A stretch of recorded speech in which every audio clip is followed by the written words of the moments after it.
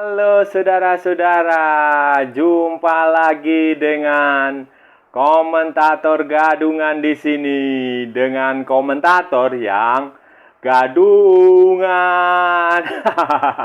Seperti biasa, saudara-saudara, kalau kita sudah bertemu lagi, berarti kita akan membicarakan sesuatu yang penting, yang nggak penting, pokoknya asal kita bicaralah, pokoknya apa aja kita ngomong itu.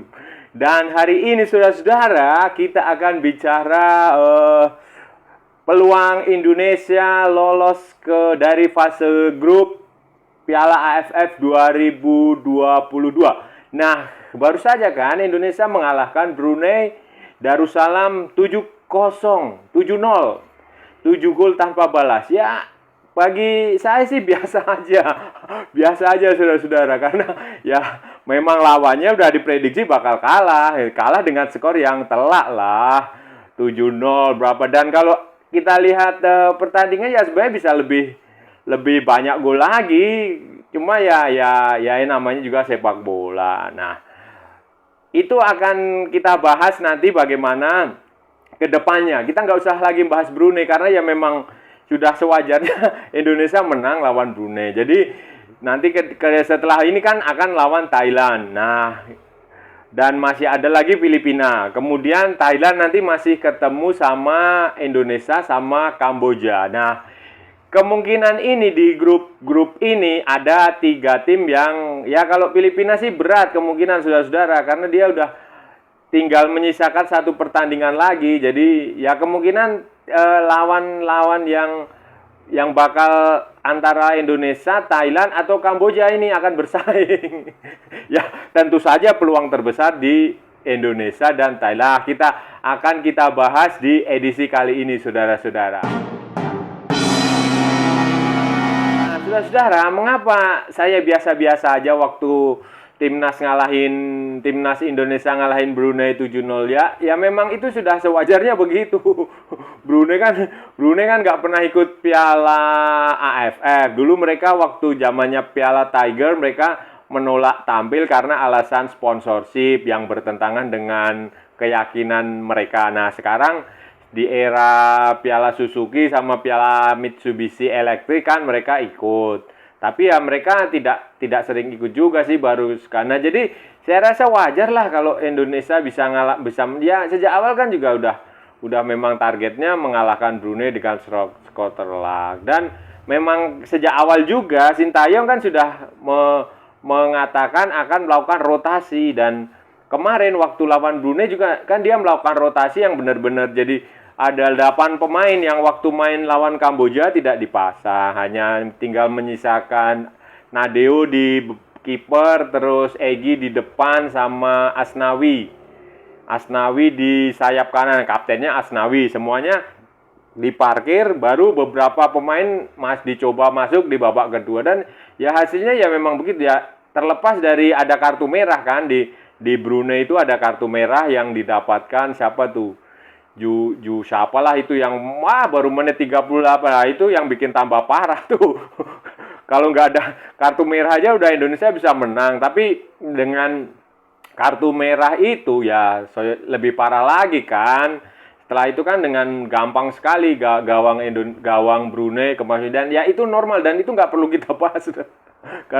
karena memang itu ya memang sudah seharusnya gitu loh. Keterlaluan kalau sampai hanya menang 1-0 atau hanya menang 2-1 atau menang 2-0. Ya beda kasusnya dengan Kamboja kemarin. Kalau Kamboja memang mereka benar-benar tim yang bagus, perkembangan sepak bola sangat bagus. Kalau Brunei ini ya jalan di tempat dari dulu, sejak zamannya dari dulu sampai sekarang ya begitu-begitu aja, jalan-jalan di tempat. Jadi tidak terlalu mengherankan kalau Indonesia bisa menang besar. Apalagi kemarin Thailand juga menang besar kan 5-0. Terus Filipina juga lawan Brunei bisa menang 5-1. Jadi ya tidak terlalu istimewa lah menang kayak gitu. Apalagi kan ya memang itu memang Sintayong sengaja mencoba beberapa pemain dan ternyata hasilnya juga lumayan kan. Spasojevic akhirnya ngegolin setelah 3,5 tahun, saudara-saudara. Bayangin, terakhir dia ngegolin Maret tahun 2019 waktu uji coba lawan Myanmar di mana ya? Di Mandalay, di sana di Myanmar sana. Waktu itu menang 2-0. 2-0 waktu itu dia ngegolin 1. Nah, sebelumnya lagi dia ngegolin waktu Indonesia uji coba lawan Guyana. Tahun dia 2019 itu waktu itu menang 2-1 atau berapa lah. Nah, ini berarti ini gol keempat dia. Waktu lawan Guyana dia ngegolin 2 gol. Nah, ini waktu ya setelah dinanti-nanti sekian lama. Terus yang menarik lagi ya ada beberapa pemain yang mencetak gol debut kayak Ramadan Sananta itu gol pertama dia, terus Yakob Sayuri juga gol pertama dia, terus siapa lagi? Maklok, Dendi Sulistiawan ngegolin yang pertama, terus Abimanyu gol pertama atau gol ke berapa ya? Pokoknya udah lama dia nggak ngegolin. Terus ya itulah pokoknya intinya memang ya sudah sepantasnya. Tapi ya memang golnya Spaso itu keren saudara-saudara, keren. Dia pakai back heel dari tumit dan itu kalau saudara-saudara ingat itu waktu tahun 1987 waktu final Liga Champion itu Rabah Meyer dari FC Porto itu ngalah pakai gol kayak gitu tuh. Legendaris. Saudara bisa cek tuh di YouTube, di mana-mana, di Twitter, di mana ada tuh golnya Rabah Meyer tuh dari pemain legendaris Aljazair. Terus ya secara umum sih ya bagus ya. Kita nggak bisa menilai lah kalau lawannya hanya Kamboja. Nah, lawannya hanya Kamboja. Lawannya hanya Brunei itu kita nggak bisa menilai sekuat apa timnasnya. Tapi ya secara umum udah lumayan lah. Belakang itu kan kemarin yang main Hansamu sama Rizky sama siapa ya? Ya Hansamu sama Rizky tandemnya itu. Terus ya Hansamu itu hampir saja ngegolin saudara-saudara, tapi meleset. dan saya rasa ya nanti di pertandingan lawan Thailand nih hari Kamis nih tanggal 29 nih pasti akan ada perubahan lagi kan. Seperti biasalah Sintayong ini kan menjadikan 2 pertandingan awal nih Kamboja lawan Brunei ini kan sebagai sarana uji coba kan. Karena Indonesia sebelum Piala AFF nggak pakai uji coba. Uji cobanya udah bulan September atau bulan apa tuh yang waktu lawan Curaçao itu. Dan ya ini akan jadi bekal melawan Thailand dan Filipina di berikutnya saudara-saudara. Nah, saudara-saudara, pertandingan melawan Thailand ini sebenarnya ya nggak terlalu menentukan saudara-saudara, karena begini, itu hasil imbang saja Indonesia sudah punya potensi untuk lolos ke semifinal setidaknya sebagai runner up grup, karena nanti di pertandingan terakhir akan lawan Filipina. Jadi klasemennya kan begini saudara-saudara, Thailand itu ada di puncak dengan 6 poin, Indonesia di posisi kedua dengan 6 poin. Terus Kamboja dengan 3 poin ada di peringkat ketiga, kemudian Filipina dengan 3 poin dan Brunei dengan 0 poin. Indonesia dan Thailand itu hanya terpaut selisih 1 gol. Kemudian Kamboja itu 3 poin. Jadi Kamboja, Indonesia dan Thailand itu dia sudah bermain 2 kali, 2 pertandingan. Sementara Filipina dan Brunei itu 3 kali. Nah, dalam kondisi seperti ini, saudara-saudara, taruhlah Filipina itu kalau Indonesia hanya bisa dapat 1 poin, dapat poin 7, otomatis Filipina akan masuk kotak. Terlepas dari apapun hasilnya. Kemudian nanti Kamboja ini kalau dia mau mampu mengalahkan Brunei, kan dia dapat poin 6. Di pertandingan terakhir, Kamboja dan Thailand akan saling bertemu. Nah, justru penentuannya akan ada di Thailand, pertandingan dengan Thailand dan Kamboja. Syaratnya Indonesia harus imbang dengan Thailand minimal. Nah, itu loh syaratnya itu. Dan kemungkinan sih ya kalau syarat minimal imbang ya akan tercapai lah, bisa imbang. Karena kita akan main di Stadion Utama Gelora Bung Karno. Dan lagi pula ini kan hanya penyisian. Biasanya yang akan susah kalau Indonesia bertemu Thailand di babak semifinal atau di final itu akan susah. Tapi kalau masih di fase grup biasanya itu mudah. Itu udah beberapa pertemuan sebelumnya di Piala AFF atau di SEA Games atau di pertandingan apapun, kayak waktu kualifikasi Piala Dunia 2022 juga ketemu di Thailand di fase. Pokoknya kalau Indonesia jumpa Thailand di fase grup itu relatif lebih mudah karena dibanding dengan fase knockout di semifinal atau kenapa sudah karena mentalitas. Mentality. Jadi begini, saya mau cerita dulu waktu zamannya Peter Witt. Peter Witt itu kan dulu dia melatih di Thailand, sukses lah di Thailand. Kemudian datang ke Indonesia jadi pelatih di timnas Indonesia. Nah, Peter Witt ini mengatakan kepada pemain-pemain Indonesia bahwa, pemain, kalian ini sebenarnya punya kemampuan bagus. Pemain kalian tuh tekniknya bagus, kemampuannya bagus, sudah level kalian tuh udah tinggi. Yang tidak kalian piliki hanya satu, yaitu mentalitas. Mentalitas seperti apa itu, saudara-saudara? Jadi begini, Peter Witt bilang, pemain Indonesia itu kalau bertemu Thailand, nah karena dia dulu ngelatih Thailand, bertemu Thailand itu tidak berani menatap matanya pemain-pemain Thailand. Jadi istilahnya udah minder tuh apa ya? Ya minder, pokoknya menyerah sebelum bertanding lah. Itu kelemahan Indonesia itu secara kalau perang psikologis itu udah kalah duluan, udah startnya udah kalah. Jadi ya kemudian bisa terlihat di pertandingan. Apalagi itu kalau di pertandingan yang penentuan yang harus menang. Nah, itu pasti gitu. Mentalnya down karena jadi waktu itu Peter Witt melatih pemain untuk ya jangan takut, tatap matanya, kalau perlu melotot. Kayak gitu. Walaupun pada akhirnya juga Peter Witt juga gagal memberikan gelar juara. Dan kali ini juga waktu di zaman Sintayong itu sudah mulai ada perubahan. Contohnya kemarin waktu final Piala AFF 2020 kan.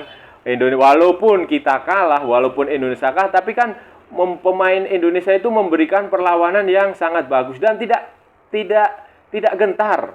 Pemain-pemain muda itu tidak gentar menghadapi pemain-pemain Thailand yang jauh lebih bagus. Jadi ini pertandingan di fase grup ini ya kemungkinan nggak akan terlalu menentukan sekali, akan ya pasti Sintayong tetap akan main seperti biasa, main untuk berusaha menyerang. Tapi kalaupun tidak menang, imbang, ya peluang masih ada, asalkan tidak kalah. Karena kalau kalah nanti berat, saudara-saudara. Berat akan ditentukan, ya tetap akan menunggu hasil Kamboja sama Thailand. Tapi kalau imbang, setidaknya kita bisa bermain lebih santai. Waktu lawan Filipina, kita bisa menyimpan tenaga.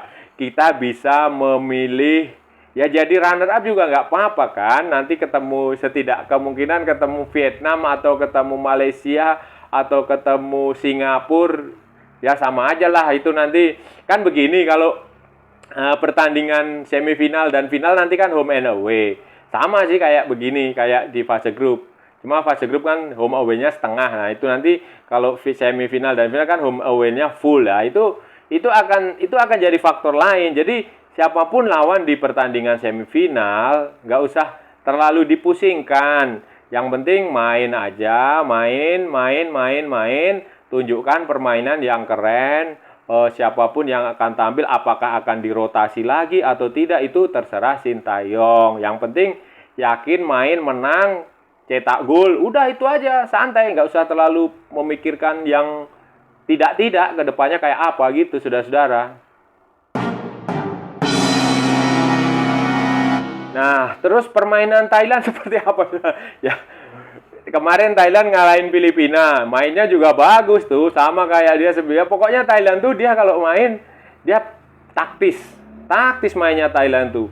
Umpan, tahu-tahu bola udah dikasih ke depan, shoot. Jadi Thailand tuh yang membedakan Thailand dengan Indonesia itu nggak terlalu banyak membawa bola. Kalau pemain Indonesia itu hobinya adalah dribbling, meliuk-liuk kayak Lionel Messi.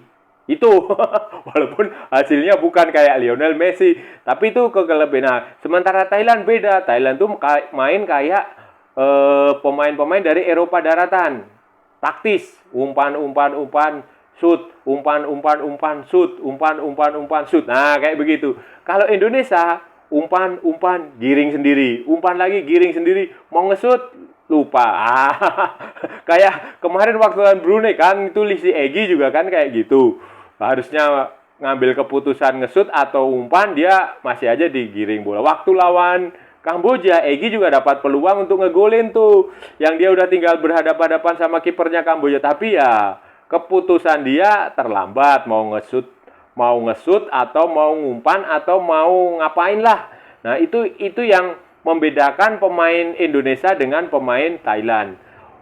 Entah mengapa ya, Thailand selalu begitu. Jadi tidak hanya pemain di senior dia, pemain juniornya begitu. Kemungkinan itu adalah didikan dari junior, saudara. Jadi filosofi waktu dia bermain di sekolah sepak bola di SSB itu udah ditanamkan.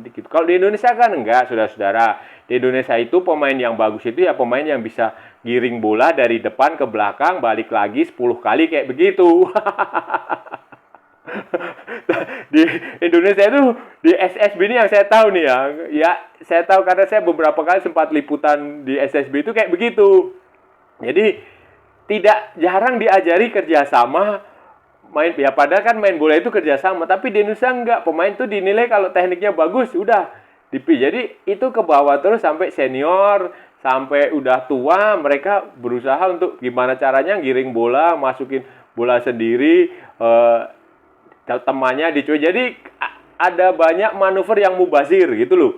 Ada banyak manuver yang mubazir, ada banyak pergerakan pemain teman dia yang sia-sia, ada banyak peluang yang terbuang percuma. Nah, ini harus diperbaiki oleh Sintayong. Sintayong ini harus berusaha kalau melawan Thailand jangan kayak gitu, nggak usah diulangi. Dan kalau melihat pertandingan dua pertandingan awal, saya rasa udah agak lumayan lah. Udah agak lumayan dibandingkan dulu-dulu. Kalau dulu-dulu itu udah itu parah, saudara-saudara, akut itu kesalahan. Sekarang udah agak lumayan lah. Tinggal kita mencari aja nanti komposisi pemainnya seperti apa. Dan kalau saya duga sih kemungkinan Thailand itu kan dia akan main 3-4-3 tuh. Ya Indonesia harusnya kontra strategi aja, nggak usah kita main dengan 4-3-3 seperti lawan Kamboja atau lawan Brunei. Kita main dengan 3-4-3 itu jauh lebih aman, jauh lebih sehat. Nanti di Pratama sama Asnawi bisa di wingback, terus 3 di belakang bisa Jordi Amat sama Fahrudin main lagi, dan Jordi Amat sama satu Rizky Ridho atau Rizky Ridho aja dah. Hansamu kurang bagus.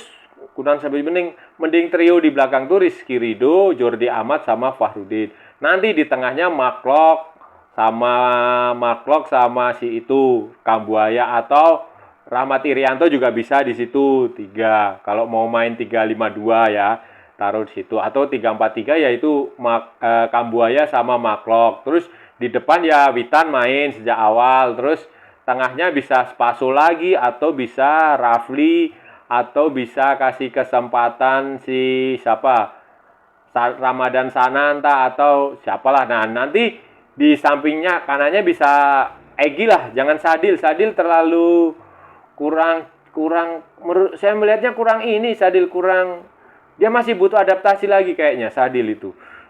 Terus di fullback kanan ya bisa Asnawi, bisa Yakob Sayuri, itu bisa main lawan Thailand. Nah, kira-kira begitu. Jadi saya rasa lebih cocok kalau main dengan 3-4-3. Karena Thailand juga akan main dengan 3-4-3 pasti itu. Mereka akan main dengan 3 back, dengan 3 penyerang, dan itu akan dilakukan kontra strateginya oleh Indonesia. Itu akan menang. Nah, itu tadi saudara-saudara pembahasan hari ini tentang Indonesia yang akan bertemu Thailand dan bagaimana peluangnya untuk lolos ke semifinal dan final. Itu tadi kita udah bicara, kita udah membahas, ya santai aja pokoknya. Indonesia tuh sebenarnya lebih diuntungkan dibanding dengan Thailand, dibanding dengan Kamboja. Ya sebisa mungkin tetap main serius lawan Thailand. Kalau bisa menang, nggak apa-apa menang. Nanti simpan tenaga juga buat mengamati pertandingan di grup sebelah. Ada Malaysia, ada Vietnam, ada Singapura, pokoknya 3 itulah yang kemungkinan akan menjadi lawan, salah satu dari ketiga itu yang kemungkinan akan menjadi lawan Indonesia. Dan ya sebagai orang Indonesia saya harus optimistis lah. Ini begini loh, Indonesia tuh udah lama setiap kali ikut Piala AFF selalu jadi runner up, dan itu udah bikin semua orang tuh jengkel gitu loh. Kalau cuma runner up sekali dua kali sih is okay, tapi ini udah berkali-kali selalu jadi runner up. Bukan hanya di Piala AFF, di SEA Games juga medali perak. Itu udah kayak ya semacam kutukan lah. Dan saya rasa tahun ini harusnya bisa lah. Untuk Piala AFF edisi kali ini seharusnya bisa, karena ya mau gimana lagi sekarang. Fasilitas perhatian dari PSSI juga bagus, dari pemerintah, dari Presiden Jokowi juga bagus. Kemarin berangkat ke Kuala Lumpur waktu lawan Brunei, dicarterkan pesawat, sewa pesawat. Nanti ke Filipina juga sewa pesawat. Terus fasilitas hotel, fasilitas latihan apa semua sudah diberikan dengan layak. Bonus tidak telat lagi. Uang saku gaji diberikan. Jadi ya ini pemain, pelatih ini sebenarnya udah dapat fasilitas yang ya lumayan lah, udah levelnya udah kayak Brazil atau kayak Argentina lah ya. Tinggal sekarang kita tunggu aja ini prestasinya, pialanya kapan datang ini. Ya itu aja ya saudara-saudara ya. Saya rasa udah cukup ya. Kalau ada salah-salah ya mohon maaf, namanya juga komentator gadungan. Tapi kalau itu benar berarti sebuah kebenaran. Kalau ada waktu kita sambung lagi di lain kesempatan. Kalau saudara-saudara merasa channel ini berguna, silahkan like, share, and subscribe. Jangan lupa ikuti pula akun media sosial komentator gadungan ada di Facebook dan di Instagram. Oke saudara-saudara, salam olahraga dan merdeka.